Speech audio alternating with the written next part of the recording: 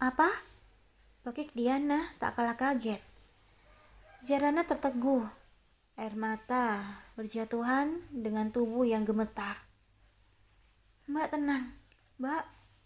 Mbak harus tenang. Mudah-mudahan Kak Daren baik-baik saja. Tutur Diana menenangkan kakak iparnya itu sambil memeluk tubuhnya. Mbak takut, jawab Diana.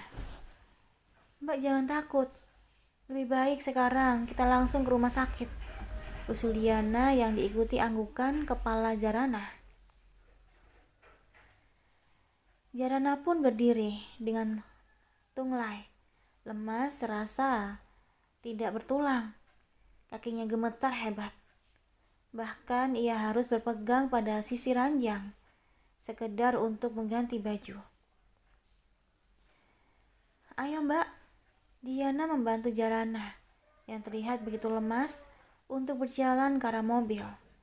Lalu keduanya pun masuk ke dalam mobil dari pintu yang berlawanan. Pekatnya malam membuat jalanan lebih lenggang. Namun Diana tak berani untuk mengemudikan mobilnya kencang-kencang karena tangannya pun sedikit gemetar. Dia membayangkan bagaimana kondisi kakaknya saat ini.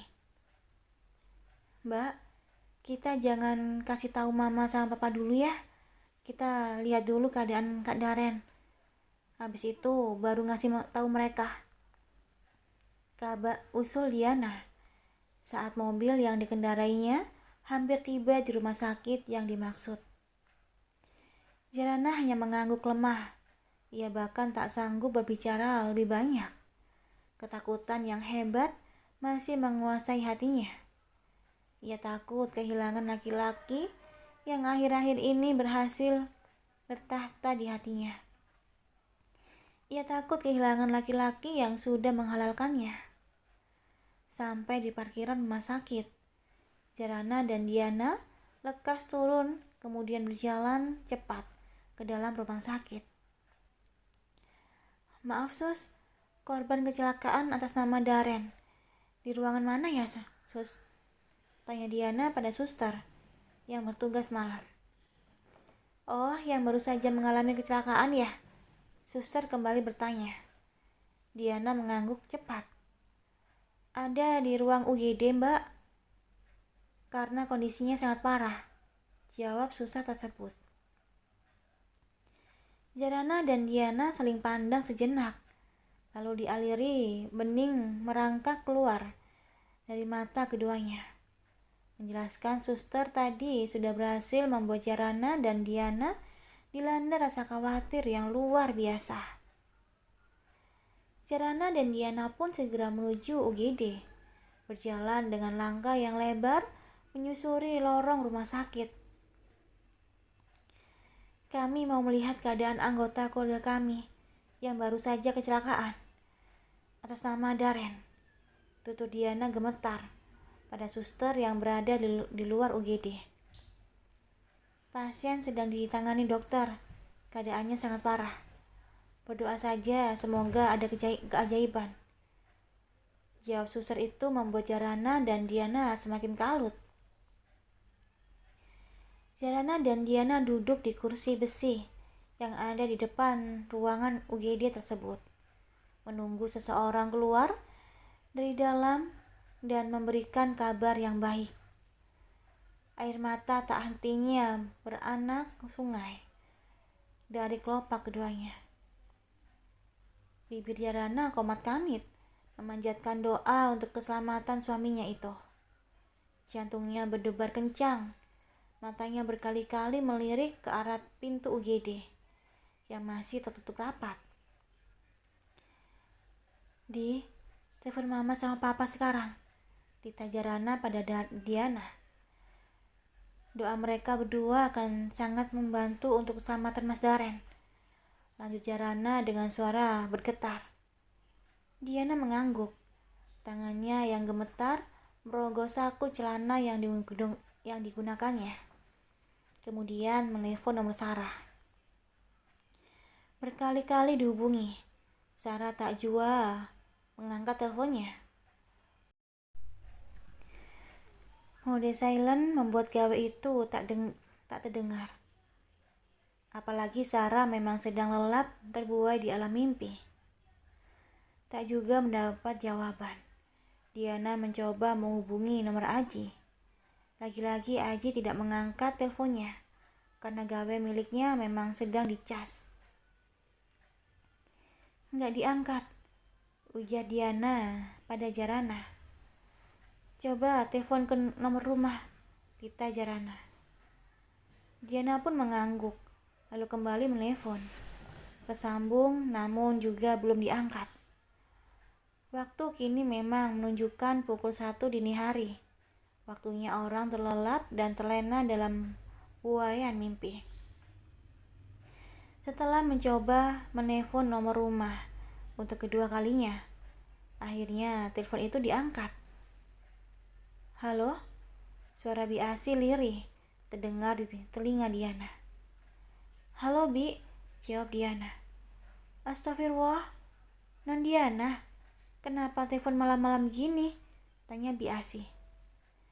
Diana mau bicara sama papa sama mama Bi, tolong bangunin, tita Diana. Waduh Non, mereka lagi pada tidur, Bibi gak enak, timpal Bi Asi. Ini penting Bi, Kak Darin kecelakaan dan sekarang ada di rumah sakit. Diana sama Mbak Jarana udah di rumah sakit. Diana menjelaskan. Astagfirullah, Den Daren, pakik Bi Asi. Iya Non, sekarang Bibi ke kamar tuan sama Nyonya. Bi Asi pun menutup telepon dengan gemetar. Lekas ia langkahkan kakinya lebar-lebar menaiki tangga, lalu mengetuk pintu kamar Sarah dan Aji. Tuan, Nyonya, panggil Bi Asi diiringi ketukan untuk kedua kalinya. Sarah menggeliat. Ia menajamkan pendengarannya, lalu menirik jam dinding di kamarnya. Ini baru tengah malam, gumamnya sambil turun dari ranjang dan berjalan untuk membuka pintu. Pintu pun seketika terbuka, menampakkan wajah Bi Asi yang dipenuhi gurat kekhawatiran. Ada apa malam-malam begini, Bi? Tanya Sarah. Barusan Non Diana telepon, katanya Den Daren kecelakaan, dan sekarang ada di rumah sakit, jawab Bi Asi dengan mata berkaca-kaca. Apa? Daren anakku? Pakik Sarah dengan tubuh melemas. Non Diana dan Mbak Zara sudah ada di rumah sakit, Bi Asi kembali menjelaskan. Sarah pun berbalik, mengguncang tubuh Aji yang terbungkus selimut. Pah, bangun, tita Sarah dengan nada panik. Kenapa, Mah? Tanya Aji yang kesadarannya masih belum sepenuhnya normal. Kita ke rumah sakit sekarang. Daren kecelakaan, pinta Sarah. Apa? Pakik Aji sambil langsung bangkit dari tidurnya. Sarah tak merespon. Dia bergegas mengganti baju piyama tidurnya dengan baju biasa. Aji pun demikian. Ia ikut berganti baju. Sebelum berangkat, keduanya menyambar ponsel masing-masing. Banyak sekali panggilan tak terjawab dari Diana, tutur Sarah pada Aji saat ia membuka layar ponselnya. Sama, ke nomor papa juga, jawab Aji. Mereka pun bergegas keluar rumah dan naik ke atas mobil. Hati-hati, Pak, jangan panik, Sarah mengingatkan Aji saat suaminya itu mulai melajukan mobilnya dengan kecepatan cukup tinggi. Iya, Mah, jawab Aji tanpa mengalihkan pandangannya dari jalanan lenggang di depannya. Di sepanjang perjalanan, Aji dan Sarah merasa was-was. Ia belum tahu kabar Daren sedikit pun. Sarah terusan berdoa untuk keselamatan anaknya itu. Setelah setengah jam berkelut dengan jalanan, Aji dan Sarah sampai di rumah sakit. Dengan tergesa mereka turun dari mobil dan langsung melesat masuk ke dalam rumah sakit yang nampak sepi di tengah malam buta. Seperti halnya Jarana dan Diana, Sarah dan Aji pun bertanya tentang Daren pada petugas yang berjaga malam itu. Setelah diberitahu, mereka berdua pun melanjutkan langkahnya dengan nada yang berdebar kencang. Di depan ruang IGD, Aji dan Sarah melihat Jarana dan Diana sedang duduk termenung dengan kedua mata yang sembab. Mereka pun lantas menghampiri keduanya. Diana yang mendengar derap langkah sedikit dekat langsung menoleh, lalu menghambur ke pelukan Sarah dan ibunya itu sampai di hadapannya. "Bagaimana kondisi kakakmu?" tanya Sarah pada Diana. "Diana belum melihatnya, Mah. Tapi kata suster, Kak Daren terluka parah. Tim dokter sedang berusaha di dalam," Diana menjelaskan dengan terbata akibat menangis. "Ya Allah, Daren anakku, kamu harus kuat, nak," pakik Sarah dengan air mata bercucuran. Pintu kamar IGD terbuka. Kemudian seorang dokter yang diikuti beberapa perawat di belakangnya. Sarah buru-buru menghampiri dokter yang berusianya masih cukup muda itu.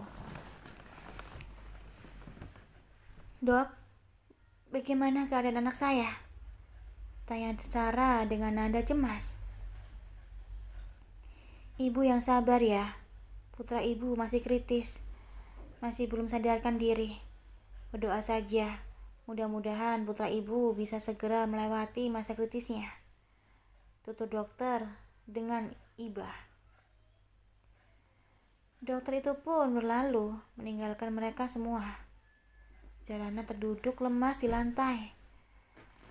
Begitupun dengan Diana yang bersandar lesu di dinding. "Daren anakku," diri Sarah dengan suara yang menyengat hati. Beberapa detik kemudian, wanita berusia setengah abad itu ambruk tak sadarkan diri.